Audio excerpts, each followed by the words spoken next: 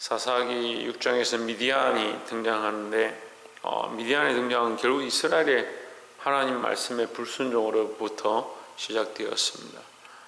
우리 안에 때로는 환난과 고난이 닥치고 악한 것들이 나타나고 힘든 일이 닥칠 때 우리가 깨달아야 될 것이 무엇인가, 우리가 혹시 하나님의 말씀을 불순종하고 있는 것이 아닌가, 그것을 점검하는 것이 믿는 성도들의 마땅히 해야 될 모습인 줄 믿습니다. 4절에 보시면 진을 치고 가사에 이르도록 토지 소산을 멸하여 이스라엘 가운데 식물을 남겨두지 아니하며 양이나 소나 나귀도 남기지 아니하니 했습니다. 이스라엘이 조금 이제 농사를 지어서 거둘만 하면 그것을 남겨두지 않고 저들어 올라와서 그것을 다 뺏어가 버리고 소나 나귀나 양도 남기지 않았다, 이렇게 기록하고 있습니다. 그래서 이 표현을 뭐라고 하냐면 메뚜기처럼 했다, 이렇게 표현합니다. 근데 소선지 때 보면 이스라엘 백성이 하나님 앞에 범죄할 때 하나님께서 그들에게 뭐라고 예언하시냐면 황충이 먹고 남은 것을 넛이 먹고 또 메뚜기가 먹고, 이런 식으로 표현을 합니다. 황충과 메뚜기와 넛이다, 이런 식으로 표현을 하죠. 그리고 먹고 이제 남은 게 없다, 완전히 멸망되었다, 이렇게 표현하는데, 신약에 예수님께서 오셔서 뭐라고 하시냐면 좋은 땅에 옥토에 씨를 뿌리는데 하나님 말씀, 하나님 나라가 선포되어지고 그 말씀이 선포되어지는데 길가밭에 떨어져 있는 그 씨를 누가 먹느냐, 새들이 와서 주워 먹어버렸다, 이렇게 표현합니다. 뿌려진 이 씨앗은 하나님 나라의 이 소망이고 복음인데, 그 하나님 나라의 복음이 힘이 없는 게 아니고 우리가 그 복음을 받을 준비가 안 되어 있으면 그 좋은 복음이 옥토에 떨어져서 열매를 맺어야 하는데 그 말씀을 제대로 받지 못하니까 받을만 하면 뺏어가 버리고, 뿌리가 내릴만 하면, 그 열매가 날만 하면 미디안이 올라와서 다 뺏어가 버리는 거예요. 그 식물을 다 뺏어가고 양과 소와 나귀를 다 뺏어가는 거예요. 메뚜기처럼 올라와서 다 뺏어가 버리는 거예요. 복음을 들을만 하면, 믿음이 좀 자랄만 하면, 말씀을 좀 깨달을만 하면, 좀 순종할만 하면 불평불만이 나와서 다 뺏어가 버리고, 말씀 듣고 내 삶을 이렇게 살아야겠구나, 저의 말씀이 참 옳구나, 그렇게 하면서도 조금 들을만 하고 조금 신앙이 자랄만 하면 마귀 와서 다 뺏어가 버리는데 자기와 자기가 싸우지 못하는 거예요.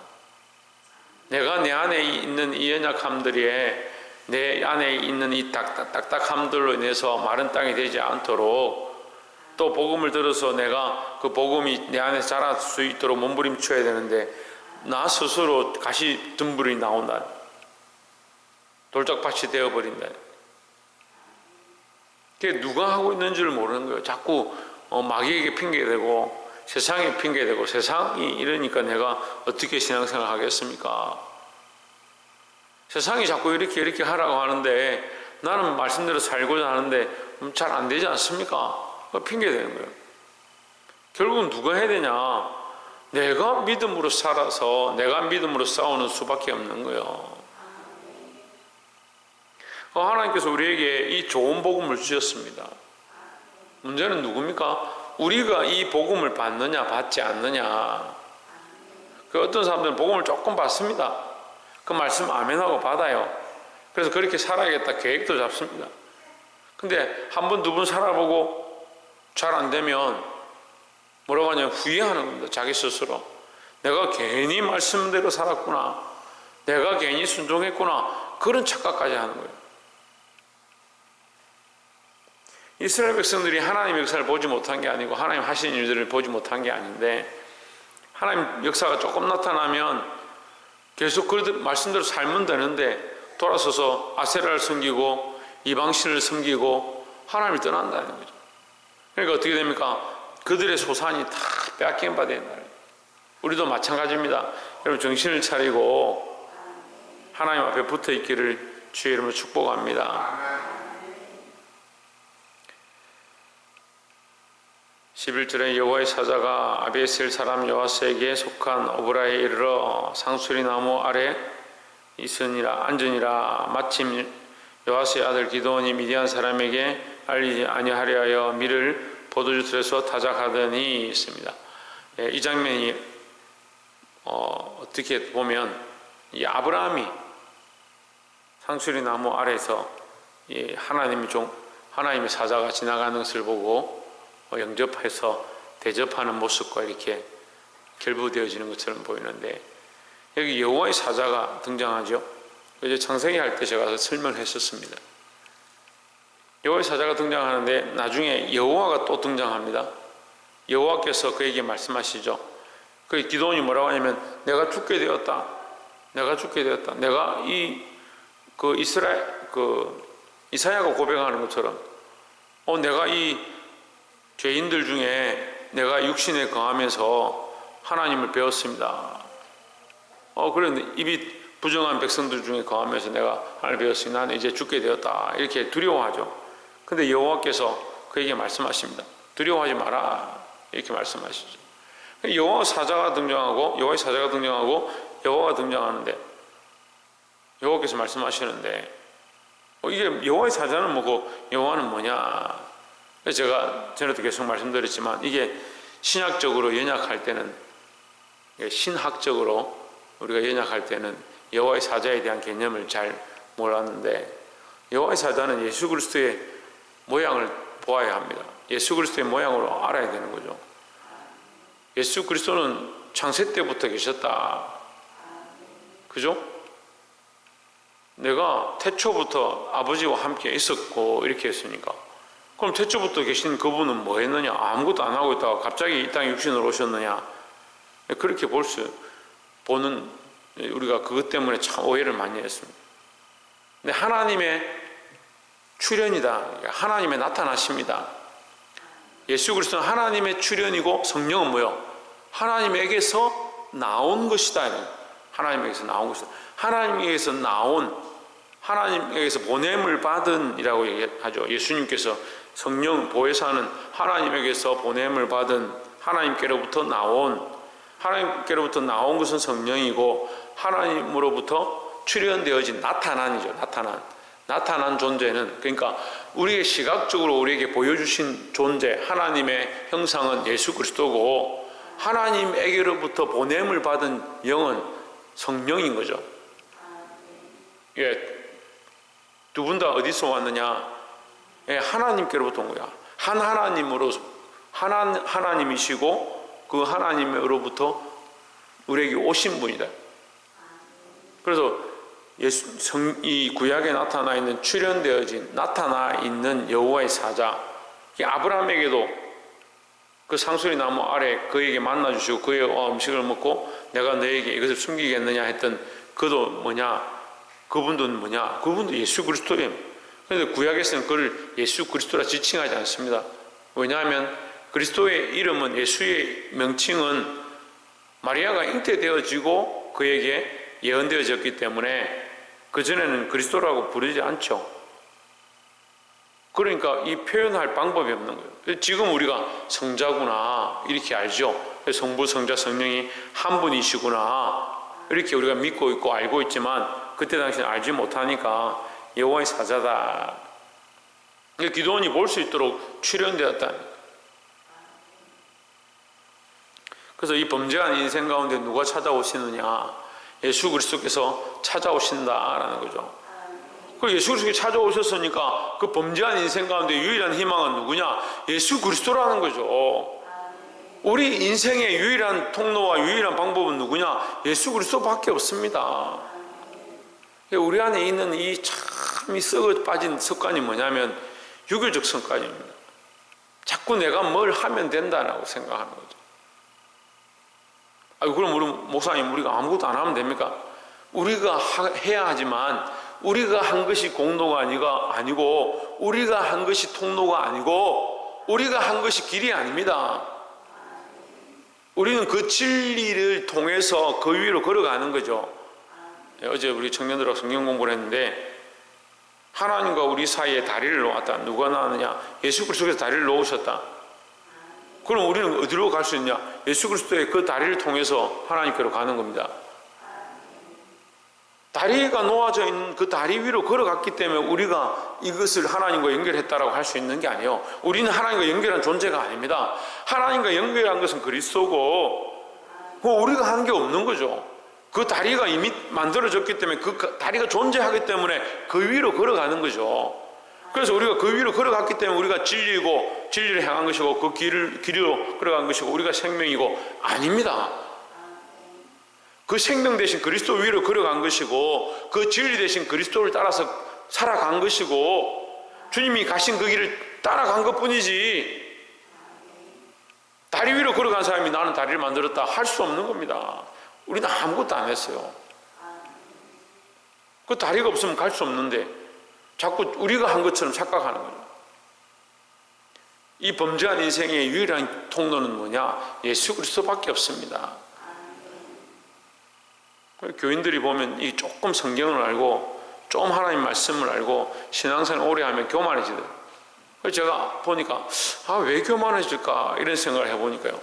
자기들이 했다 생각하는 거죠. 자기들이 보니까 목사님 이렇게 한다, 장로님 이렇게 한다, 집사님 이렇게 한다. 자기들은 이만큼 알고 있고 나는 이만큼 열심히 하는데 자꾸 비교를 하는 겁니다. 예수 그리스도 위에 있어야 되는데 왜 자기가 그 위에 올라가서 사람들 위에 올라가서 판단하고 있느냐는 거예요. 복이 되기를 소망합니다. 20절에 하나님의 사자가 그에게 이르되 고기와 무교전병을 가져 이 반석 위에 두고 그 위에 불을 쏟으라. 기도하니 그대로 하니 했습니다. 반석 위에 쏟는다. 이것은 제단을 얘기하는 겁니다. 제단은 이 구약에 나와 있는 제단은 뭘 얘기합니까? 하나님과 우리와의 연결하는 통로입니다. 야곱이 제단을 샀습니다. 돌을 베게 하고 자다가 일어나서 그 돌을 제단을 삼습니다. 그 돌을 베게 했을 때 하나님께서 그에게 뭘 보여주시냐? 하나님 하늘로 사닥다리가 있는데 천사들이 오르락 내리락 하더라. 오르락 내리락 하는데 어디로 오르락 내리락 하느냐? 하나님 계신 보좌와 사람이 있는 이곳과 야곱의 이 인생이 있는 이 사람이 12지파의 족장이 되어진 12지파의 시작이 되어진 이 야곱이 있는 이 인생의 인간들의 이 땅과 하나님의 보좌가 연결되어 있고 거기에 천사가 오르락 내리락 하는 거죠. 그 연결이 뭐가 되어 있냐? 이 사닥다리가 연결되어 있는 겁니다. 그가 베개했던 그 베개가 하나님과 연결되어지는 통로가 돼요. 그게 단이 되는 겁니다. 그래서 이 구약에 나와 있는 제단들, 돌로 만든 제단이든 하나님 앞에 해막이든 하나님과 연결하는 통로다. 연결한 통로는 뭐냐? 그게 십자가입니다. 오늘날 십자가가 하나님과 우리와 연결되어지는 것이죠. 이 반석에서 불이 나오고 반석에서 물이 나오고 이 반석은 뭘 얘기합니까? 예수 그리스도를 상징하는 겁니다. 우리가 그 반석에서 구원을 얻고 그 반석으로 말미암아 그 반석 위에 서 있을 때 승리한다고 예수님 말씀하셨습니다. 그 이 반석을 존재적으로 생각하지 않으니까 그냥 돌로 생각하니까 이스라엘은 그것을 우상처럼 섬기고 그 앞에 가서 모이기만 하면 되는 줄 착각하는 거예요. 그 예수님 오셔서 산상수훈하면서 너희가 말씀대로 아버지의 뜻대로 행하는 자는 반석 위에 지은 집과 같으리라. 풍랑이 오고 창수가 나면 흔들리지 아니하리라. 이렇게 하니까 사람들이 이해를 못하는 거죠. 그 반석이 뭐냐? 하나님 뜻대로 행하는 것. 그 하나님 뜻대로 행하는 자가 누구냐? 예수 그리스도죠. 그래서 우리는 하나님을 볼 수도 없고 알 수도 없고 따라갈 수도 없는데 하나님께서 우리에게 보여주셨다. 누구를 보여주셨냐? 예수 그리스도를 보여주셨다. 그러니까 우리는 누구를 따라가야 되냐? 예수 그리스도를 따라가야 합니다. 누구를 바라봐야 합니까? 예수 그리스도를 바라봐야 되는 거죠. 보게 되길 소망합니다. 그런데 이게 또한 의미가 있습니다. 여호와의 사자가 기드온에게 찾아왔습니다. 우리가 하나님을 찾아갈 수 있는 게 아닙니다. 하나님께서 우리에게 찾아오셨습니다.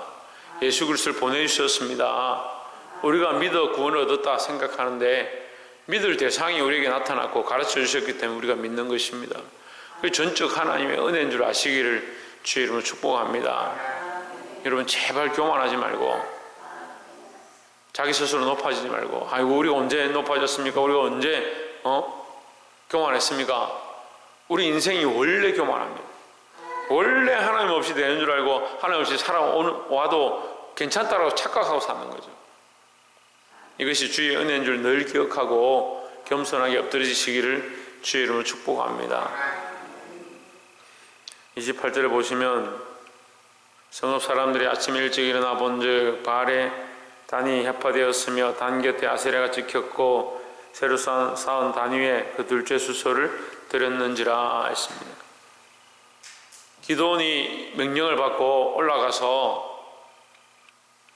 아세라 상을 찍어서 그것을 땔감을 삼아가지고 수소를 하나님 앞에 제물로 드린 겁니다. 아세라를 찍어서 땔감을 삼았다. 여러분 우리가 사랑하고 우리가 의지했던 수많은 것들을 하나님 앞에 예배하는 것이 뭐냐? 그 재단에 숯불로 드리는 겁니다. 재단에 제물로 드리는 거예요. 내가 사랑했던 거, 내가 의지했던 거, 내가 최고라고 생각했던 것을 하나님의 재단 앞에 가져와서 그걸 불태우는 일들을 우리가 해야 되는 거예요. 그 믿음이 없는 사람들은 교회를 자꾸 밟고만 지나가는 거예요. 교회를 밟으라고 있는 게 아니에요. 내가 여기 와서 나의 연약함들을 내려놓고 내가 가장 사랑했던 것들을 내려놓고 내가 가장 의지했던 것들을 내려놓고 그걸 재단 위에 불태워야 되는 거예요. 그게 뭐가 되느냐? 내가 가장 사랑했던 것들이 아세라가 되는 거예요. 그걸 찍어내야 되는 거예요. 찍어서 뭘 삼냐? 땔감을 삼아요. 그럼 교회는 성도들이 모여서 각자 자기가 사랑했던 것들을 불태워가 땔감을 삼을 때 뜨거운 성령의 역사가 나타나는데 각자 자기가 가장 사랑한 걸 땔감을 삼을 각오를 안 하는 거예요. 자기가 자기를 사랑했으면 자기를 사랑했던 걸 땔감을 삼아버리면 우리가 서로에게 싸울 일이 없습니다. 자기를 땔감을 삼았는데 싸울 게 뭐 있습니까? 나를 불태워버렸는데 뭘 내 자존심을 가지고 자랑하고.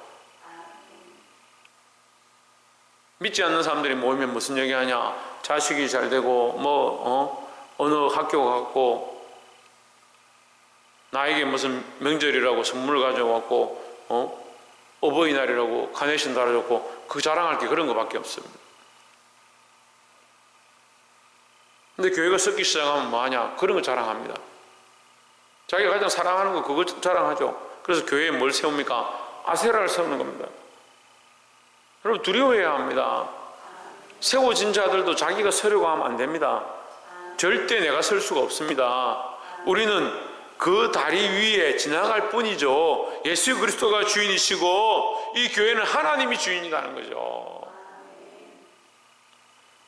내 안에 있는 이 아세라를 찍어서 땔감으로 불태워버릴 수 있는 그런 예배가 늘 일어나기를, 그런 제사가 늘 하나님 앞에 드려지기를 주의 이름으로 축복합니다. 주의 재단에 산제사 드리고 했습니다. 제가 좋아하는 찬송 중에 하나인데 주의 주시라 평 믿음 얻기 위해 너는 정성껏 기도했나 하면서 그 찬양 가운데 후렴에 보면 주의 재단에 산제사 드린 후에 할 때 그 산제사가 누구냐? 그 산제사가 뭐냐는 거죠. 이스라엘 백성 보고 하나님께서 너 제단만 밟지 마라. 왜 내 성전만 더럽히느냐 이렇게 말씀하실 때 아무도 자기를 드리는 자가 없다. 자기를 드리는 자가. 자기는 들어왔다가 나가버리면 끝이다. 제단을 밟고 지나가버렸다는 거예요. 제단에 들어와서 불태워져야 되는 것이 제사인데 불태워져야 되는 게 예배인데 우리가 하나님 앞에 예배하러 왔으면 누가 불태워지느냐? 내가 불태워지고 나의 안에 있는 가장 높아진 것, 내가 사랑했던 것들을 불태우는 일들을 해야 된다는 거죠. 불태우지 않고 죽지 않으면 하나님 말씀을 다 안다고 해도 소용이 없습니다. 이 그리스도를 만난 뒤에 기드온이, 여호와의 사자를 만난 뒤에 기드온이 그 명령을 따라서 그 백성들이 쫓아갔던, 자기가 가장 사랑했던 그 아세라를 찍어서 불태웠던 것처럼 우리도 또한 오늘 이 시대에 깨어서 하나님 앞에 우리의 연약함들을 내려놓고 교만하지 말고 회개하고 불태우는 자들이 되기를 주의 이름으로 축복합니다. 기도하겠습니다.